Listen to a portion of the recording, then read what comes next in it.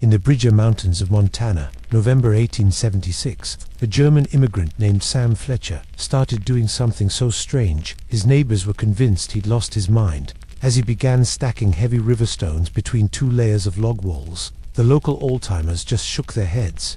"A waste of good timber," one of them grumbled. "Double the work for half the cents," said William Thorpe, the most respected builder in the whole settlement. But Sam had a secret. He'd nearly frozen to death his first winter in a standard cabin, and he had noticed something about heat that 2 generations of American frontiersmen had completely overlooked. This wasn't just some crazy idea. It was a principle of physics that would be put to the ultimate test by the coldest winter the mountains had seen in 40 years. A winter that would turn Sam's foolish wall into the difference between life and death, between sleeping comfortably in his shirt sleeves while his neighbors burned through their entire wood supply just to stay alive. Before I revealed the exact technique that kept Sam's cabin at a comfortable 68 degrees while others struggled to stay above freezing, do me a favor, smash that like button, hit subscribe, and drop a comment telling me where you're watching from. Why? Because I'm about to show you the precise measurements, the exact stone placement, and the science that made this possible. This is knowledge that has been buried for over a century. And if you stick around, you'll understand why modern insulation companies might not want you to know about the power of thermal mass. Now, let's get back to what Sam was building that November. He wasn't just building a cabin, he was building a fortress against the cold. But to everyone else, it looked like a monument to stupidity. You see, a standard Montana cabin back then was simple. A single wall of logs, with mud and moss stuffed in the gaps. The heat from your fireplace came in, and just as quickly, it went right back out. An hour or 2 after the fire died down, the warmth was gone. By morning, you'd have ice on the inside of your windows. This was just normal frontier life. Sam's design was completely different. He built a full outer wall of logs. Then, 18 inches inside that, he built an entire second wall, and in that gap, he began carefully placing thousands of pounds of riverstone. He wasn't just dumping them in, he was fitting them together like a puzzle, from the foundation all the way up to the roof beams.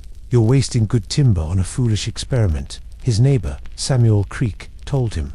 "That rock won't burn, and it sure won't keep you warm." William Thorpe, the expert builder, was even more blunt. "Double walls trap moisture. You'll have rot by spring and mold by summer. The mountains don't reward cleverness, they reward what's been proven." Thorpe had a point. His cabins stood for decades. His methods worked. But Sam didn't argue. He just kept stacking stone. He chose dense granite from the river and sandstone from a nearby ridge, specifically for its ability to hold heat. Each stone was placed to maximize contact, creating a solid, continuous thermal mass.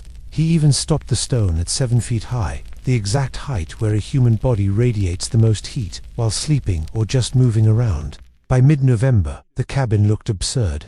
It was thick as a fort, dark inside because he had to use smaller windows, and so heavy he'd had to dig a foundation for feet down to bedrock. The whole settlement was laughing.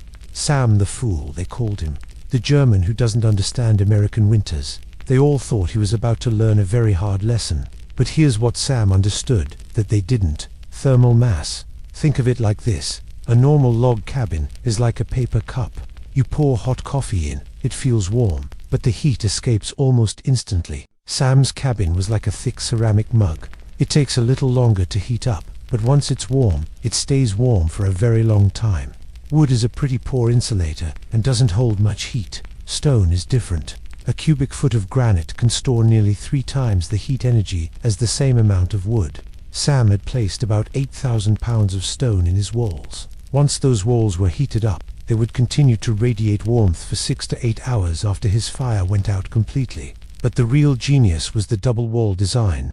It created an insulated pocket. The outer wall kept the cold air out, and the inner wall kept the heat in, allowing the stone core to soak up warmth from the fireplace like a battery. That 18-inch gap wasn't random either. It was the perfect distance to let warm air circulate against the stone without creating drafts. His neighbors just didn't get it. When Sam tried to explain that the stone remembers the heat, they thought he was crazy. "Rock doesn't remember anything," Creek said. "Rock is cold, and it will make your cabin cold." Thorpe agreed. "I've built stone fireplaces for 30 years.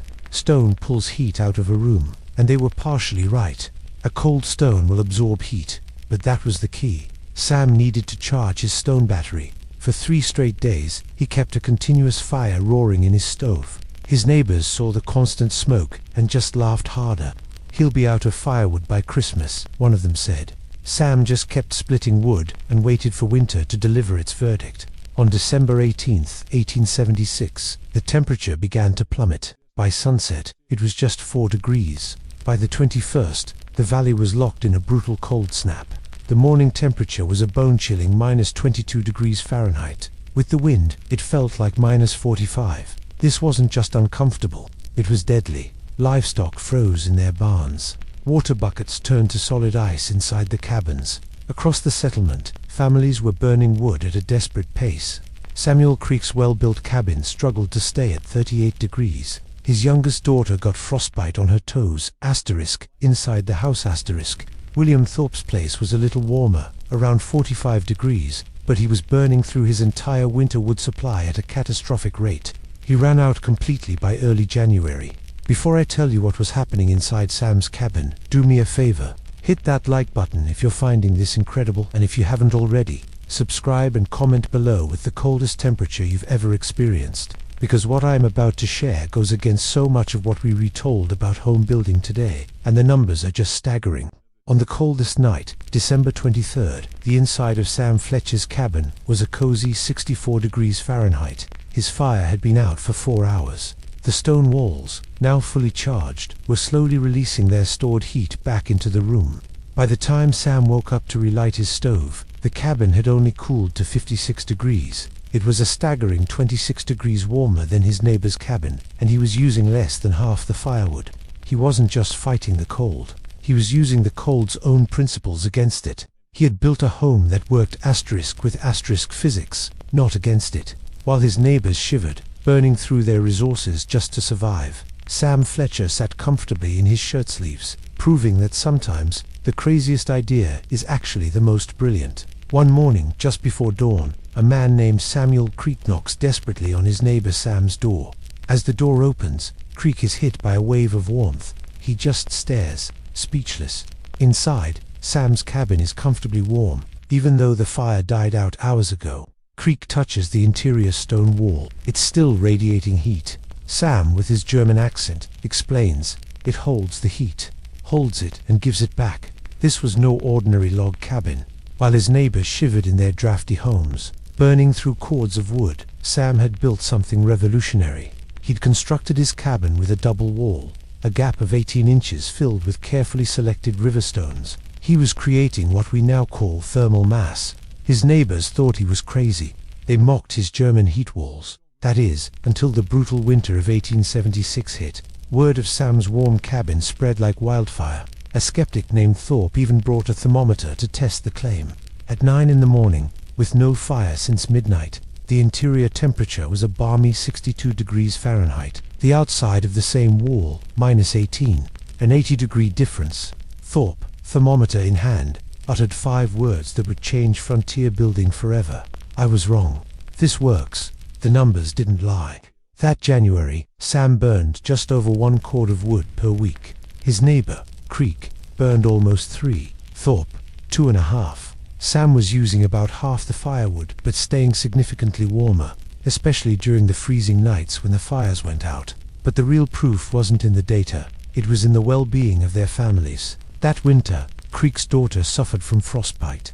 Other families reported similar cold-related injuries. Sam's family, they slept soundly and woke up warm, completely untouched by the brutal cold. They weren't just comfortable, they were safe. By the time spring arrived, Sam wasn't the crazy German anymore. He was a genius.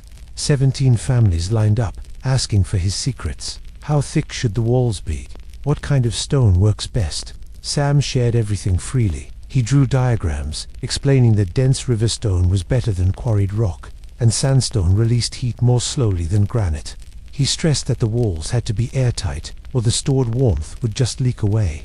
The next summer, the valley was filled with the sounds of construction as 9 new cabins were built using Sam's design. William Thorpe, the former skeptic, became its biggest champion.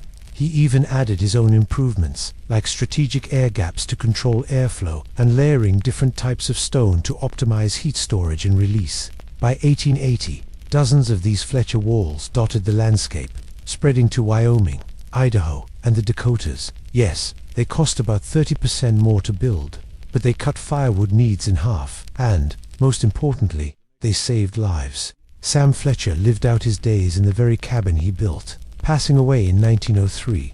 That cabin, partially preserved, still stands today. It's a monument to a principle modern science has rediscovered and given a fancy name: passive solar thermal mass design. What Sam understood from intuition and tradition, his neighbors dismissed as foolishness. He knew that surviving the cold wasn't just about making more heat. It was about capturing it, storing it, and letting it go when you needed it most. Those stone walls weren't primitive. They were sophisticated thermal batteries, operating on principles now taught in engineering schools. Tragically, this knowledge was almost lost.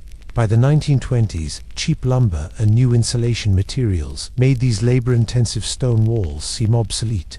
Why haul thousands of pounds of stone when you could just staple up some fiberglass?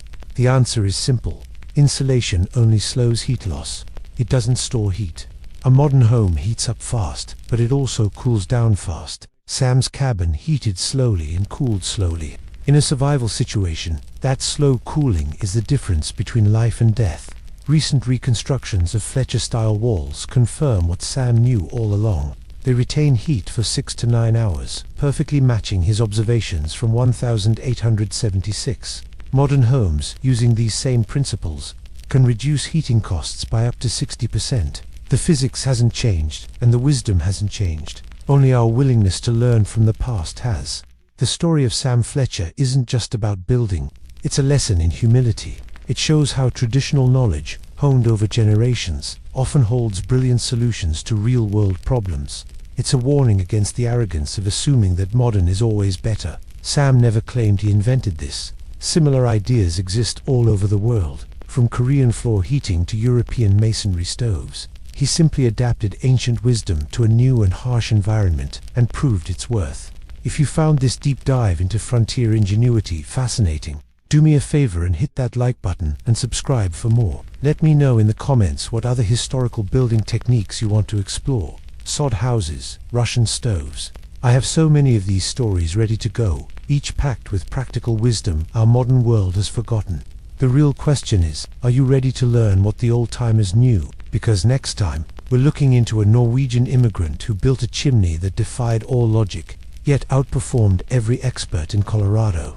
You won't want to miss it. If you enjoyed it, please subscribe to the channel and hit the bell icon so you don't miss the next ones. We'll meet again on Hill Destiny with another tale. Take